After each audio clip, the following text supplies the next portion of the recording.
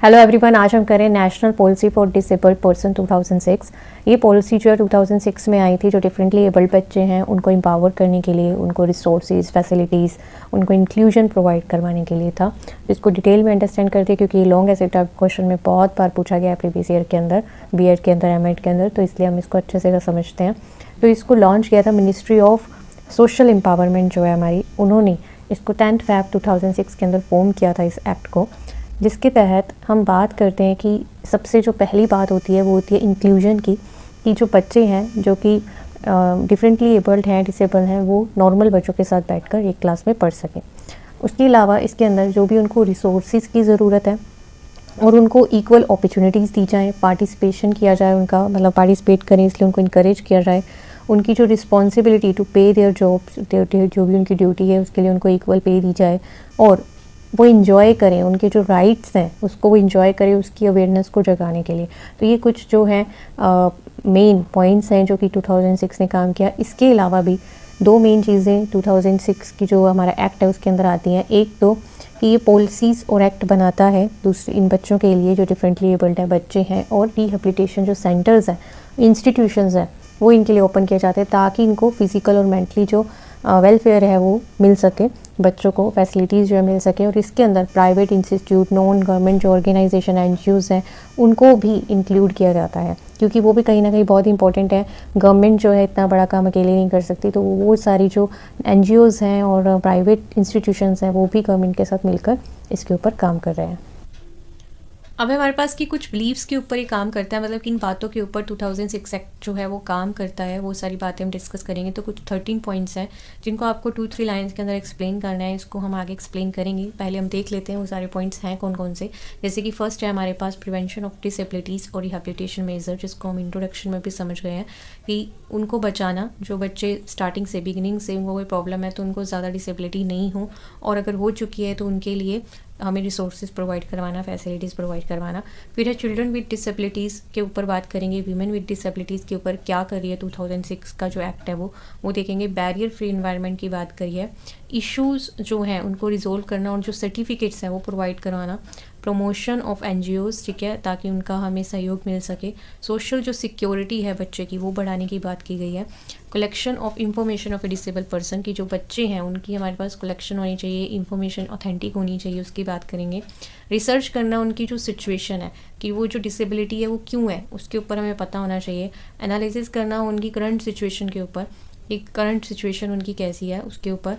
फिर एक कल्चरल जो इन्वॉल्वमेंट है ऑफ चिल्ड्रन विद द उनकी जो उनको कल्चर इन्वॉल्व किया जाए, पार्टिसिपेशन उनकी बढ़ाई जाए, उनको स्पोर्ट्स के अंदर ही रिक्रिएशनल और कल्चरल जो लाइफ है उसके अंदर इन्वॉल्व करना।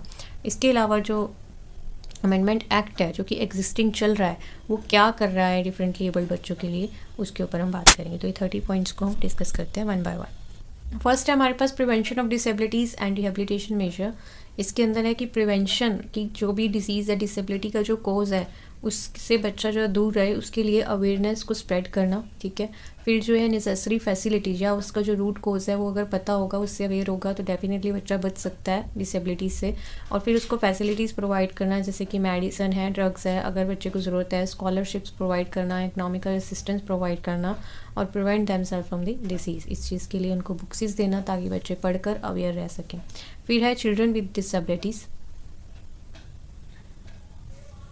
तो अभी हमने बात करी थी उन लोगों की जो कि जिनको भी डिजीज़ हुई नहीं है, हमने पहले से उनको रिकॉग्नाइज़ कर लिया है और अब हमने उनके ऊपर काम करना शुरू कर दिया। मींस कि उनको डिजीज़ हो सकती है या उनके अंदर कोई ऐसा कॉज हमको दिख रहा है तो वो सिचुएशन पे हमने बात करी थी। अब है कि बच्चे को ऑलरेडी वो डिसेबल है तो उसके लिए हमें क्या करना है, कंड्यूसिव इन्वायरमेंट, सहयोगी इन्वायरमेंट उनको देना है, स्कॉलरशिप देनी है, रिसोर्सेज और स्पेशल अटेंशन उनको देने की ज़रूरी है, और ऐसी एजुकेशन जिससे वो ईजिली से असेस कर पाए।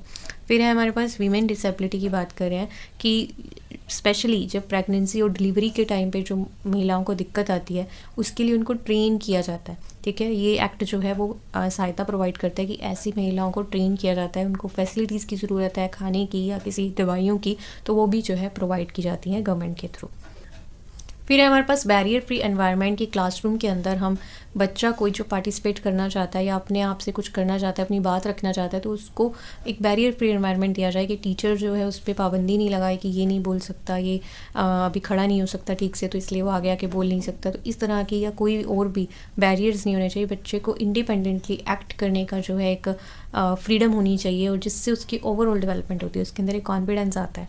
फिर है हमारे पास डिसेबिलिटी सर्टिफिकेट एक बच्चे को प्रोवाइड करना चाहिए कि मान लो कि बच्चे को कहीं जाना है, बस से जाना है, तो उसके पास सर्टिफिकेट होता है, तो उससे क्या होता है, उसको थोड़ी हेल्प मिल जाती है, ट्रांसपोर्ट के अंदर हेल्प मिल जाती है, कहीं पे खाने पीने में उसको हेल्प मिल जाती है। तो उसको सर्टिफिकेट जो है जिससे उसकी नेसेसरी थिंग्स जो है वो उसको कम रेट पे या फिर फ्री में कहीं ना कहीं प्रोवाइड हो जाए।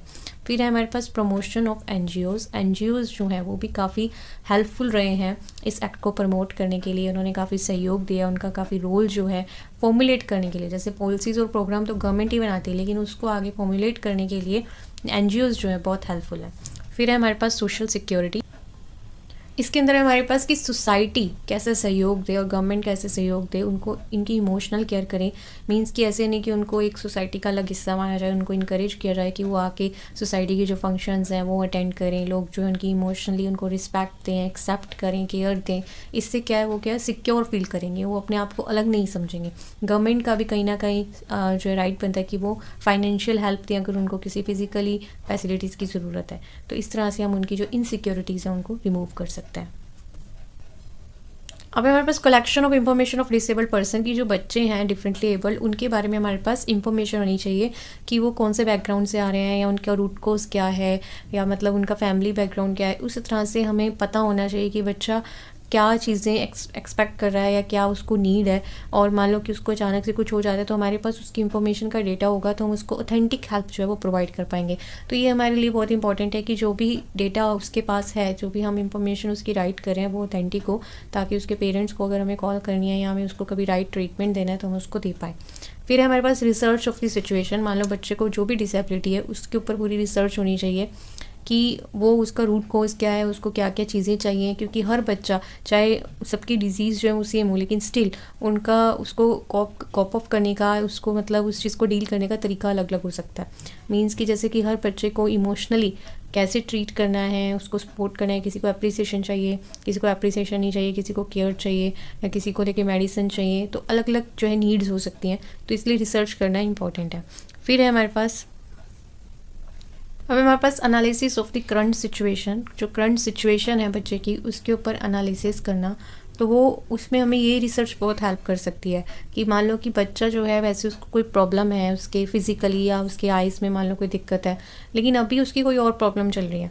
अब हो सकता है कि वो जो प्रॉब्लम है वो इसी से बेस्ड हो, जो उसकी रियल प्रॉब्लम है उससे हो सकता है कि वो उसके ऊपर बेस्ड नहीं हो, लेकिन उसकी बैकग्राउंड के बारे में अगर हमारे पास इंफॉर्मेशन होगी तो उसकी जो डिसेबिलिटीज़ है तो हम काफ़ी चीज़ें जो है वो सही कर सकते हैं। हम उस तरीके से उसको ट्रीटमेंट दे सकते हैं उसकी करंट सिचुएशन को सोल्व करने के लिए भी। मान लो कि बच्चा लो कॉन्फिडेंट फील कर रहा है अपनी उस डिसेबिलिटी की वजह से, तो हम उससे लिंक करके उसको चीज़ों और जगह डाइवर्ट कर सकते हैं, उसके माइंड को, और अच्छी चीज़ें उसको बता सकते हैं। तो इसलिए पास्ट जो रिसर्च हमने यहाँ पे की है वो इम्पॉर्टेंट है, और ऑल्सो उसकी जो पास्ट में कोई एक्सपीरियंसेस हैं और उसके बेस पे जो इन्फॉर्मेशन हमारे पास है उसकी, तो उसके बेस पे हम प्लान्स को फॉर्मुलेट कर सकते हैं। अब हमारे पास cultural involvement of a children with the special education need.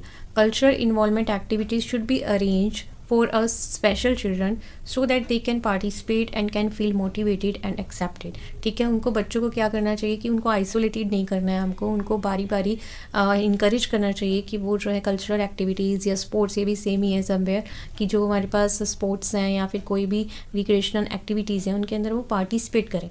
ठीक है, इसमें गवर्नमेंट की भी ड्यूटी है कि उनको फैसिलिटीज़ प्रोवाइड करे, और टीचर की भी ड्यूटी है कि बच्चे के पार्टिसिपेशन को इंक्रीज़ करे, उसको मोटिवेट करे। ठीक है, तो दोनों ओर से हमको उसको फोर्सफुली भी अगर हमें करना पड़े तो हमें उसको इंडल्ज करना चाहिए, ताकि वो उसका माइंड चेंज हो, वो जो है इंजॉयबल फील कर सके क्लासरूम के अंदर। फिर है हमारे पास जो अमेंडमेंट एक्ट है जिसकी हमने बात करी है, जो 2006 की जो चल रहा है, ठीक है, वो एक्ट क्या कर रहा है, ठीक है, वो हम यहाँ पे लिख सकते हैं। जैसे कि हमने बहुत सारी चीज़ें पढ़ी हैं कि ये डील करता है कि बच्चे को एक इंक्लूजन प्रोवाइड किया जाए और जो डिफरेंटली एबल्ड बच्चे हैं उनकी हेल्प की जाए, फैसिलिटीज़ प्रोवाइड की जाए, बेनिफिट दिया जाए, जो भी जिस भी से वो सफ़र कर रहे हैं उससे उनको बाहर निकाला जाए। ठीक है, तो ये जो है इस एक्ट का मेन मकसद है, उसको फैसिलिटीज़ प्रोवाइड करना, रिसोर्सेज प्रोवाइड करना, वो भी हम इसके अंदर ऐड ऑन कर सकते हैं। तो इसी के साथ ही हमारा टॉपिक कंप्लीट होता है। Thank you so much for watching, keep watching this channel, stay blessed.